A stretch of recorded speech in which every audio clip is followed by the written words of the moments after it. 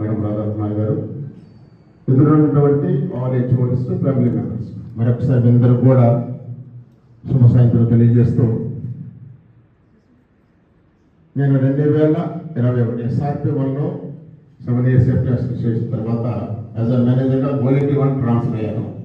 April 16 sir గుర్తుందో లేదో, అక్కడ రిపోర్ట్ చేసిన తర్వాత రాములు గారు ఏజెంట్ ఆ రోజు ఆ యొక్క ఆర్థిక సంవత్సరంలో వచ్చేసినటువంటి సాధించినటువంటి ప్రొడక్షన్కి ఒక మంచి లంచ్ అరేంజ్ చేశారు, కమ్యూనిటీ లంచ్. దాంట్లో ఆ రోజు నేను లంచ్ అక్కడ చేశాను, రాములు గారు తీసుకెళ్ళారు.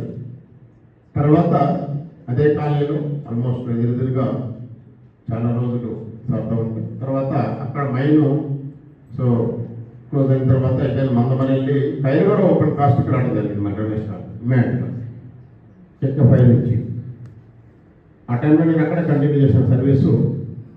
రియల్గా అది చాలా గ్రేట్. డిఫరెంట్ కైలగూడని గ్రౌండ్ చేయడం అంటే అసలు ఆ దారి లేదు అక్కడికి.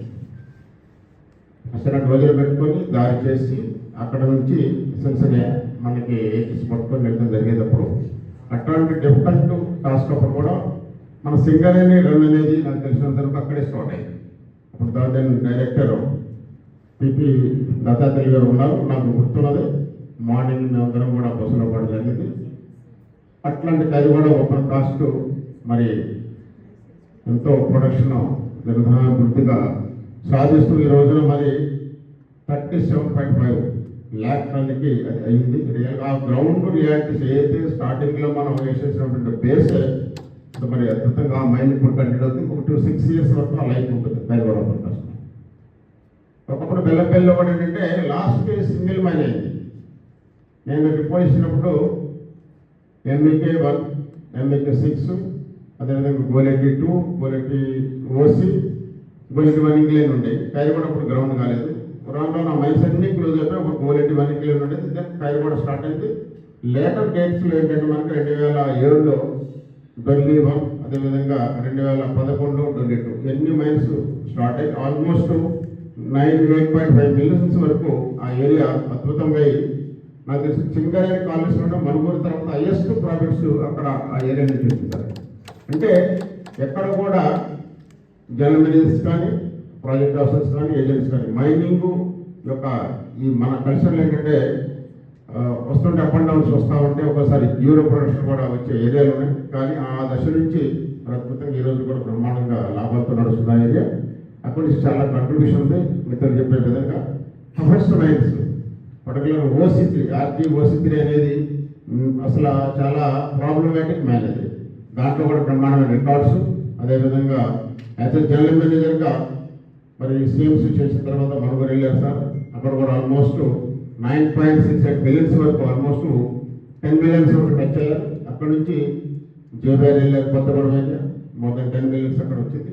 అంటే ఎక్కడ పోయినా కానీ మంచి ఏరియాని కాదు, అది చెడ్డగా మంచిది. అక్కడ ఉన్నటువంటి పరిస్థితులు మనం అవగాహన చేసుకొని వాటన్నిటిని కూడా ఒక పాజిటివ్ డైరెక్షన్ మనం నడిపించగలిగినప్పుడే ఆ రిజల్ట్ అనేది వస్తుంది. ఈజీగా రాదు.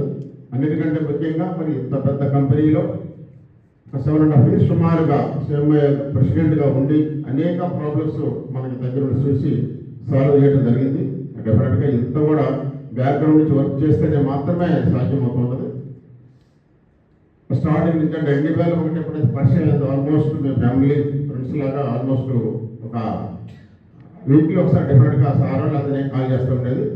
ఆ సత్తుపల్లి దగ్గర ఉంది కాబట్టి జేబీఆర్ బస్సు ఉన్నప్పుడు సార్ వాళ్ళ ఇంటికి అక్కడ పోతే ఖచ్చితంగా విజిట్ చేసేది. అదేవిధంగా వాళ్ళ పిల్లలు కూడా ఆల్మోస్ట్ మాకు క్లోజ్ అసోసియేషన్తో మా పిల్లలతో వాళ్ళు అక్కడ చదివేది బెల్లంపల్లి ఏరియాలో. ఇప్పుడు కూడా ఏంటంటే వాళ్ళ పరిచయాలు అట్లా కొనసాగుతున్నాయి.